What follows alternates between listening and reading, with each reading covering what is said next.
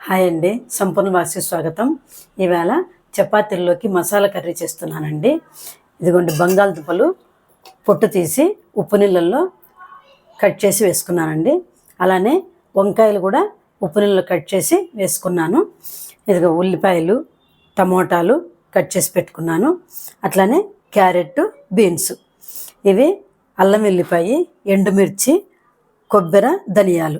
ఈ కొబ్బరి, ధనియాలు, ఎండుమిర్చి, అల్లం వెల్లిపాయ మిక్సీలో వేసుకోవాలండి బాగా మెత్తగా. ఇప్పుడు ఈ కర్రీ ప్రాసెస్ ఏంటో చూపిస్తాను, వచ్చేసేయండి. ముందుగా స్టవ్ వెలిగించి కుండ పెట్టానండి. కుండ పెట్టి ఆయిల్ వేసుకున్నాను. ఇందులో పోపు గింజలు వేసుకోవాలి. పచ్చెనపప్పు, మినప్పప్పు, ఆవాలు, జీలకర్ర అన్నీ వేసేసానండి. ఇవి వేగిన తర్వాత కొంచెం కరివేపాకు పోపు వేగిపోయింది, కరివేపాకు వేసేస్తుంది. కరివేపాకు కూడా వేగిపోయింది. ముందుగా ఉల్లిపాయలు వేసి కొంచెము మగ్గని. ఉల్లిపాయలు మగ్గుతూ ఉన్నాయి. ఇప్పుడు కొంచెము ఇంగు వేసుకున్నామండి. నేను కంపల్సరిగా ఇంగు వేస్తాను తిరమాతలో. అవి మీ ఇష్టం, వేసుకుంటే వేసుకోవచ్చు, లేకుంటే స్కిప్ చేసుకోవచ్చు. ఇదిగోండి, ఉల్లిపాయలు సగం మగ్గాయి. ఇప్పుడు వంకాయలు వేసేసుకోవాలి. ఒక 10 సెకండ్లు వంకాయలు వేసేసిన తర్వాత ఈ బంగాళదుంప కూడా వేసుకోవాలి. ఇప్పుడు ఒలిచి పెట్టుకున్న బీన్స్ను కూడా వేసేసుకోవాలి. ఇలా మగ్గుతూ ఉండగా కట్ చేసుకున్న టమోటాలన్నీ కూడా వేసేసుకోవాలి. అలానే కట్ చేసుకున్న క్యారెట్ ముక్కలు కూడా వేసేసుకోవాలి. మొత్తము ఇలా కలిపేసి కొంచెము పసుపు వేసుకోవాలండి. సరిపోను పసుపు వేసుకోండి. ఒక 5 నిమిషాలు మూత పెట్టి ఉంచండి. సిమ్లోనే ఉంచండి, హైలో పెట్టద్దు.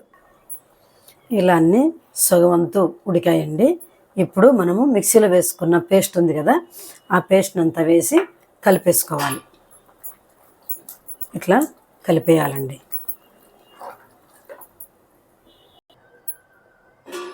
అందులోకి సరిపడా ఉప్పు వేసుకోవాలండి. ఉప్పు వేసుకొని ఒకసారి అట్లా కిందికి పైకి కలిపేసి మూత పెట్టి ఉంచేసుకుంటే ఒక 5 నిమిషాల్లో మగ్గిపోతుందండి కూర.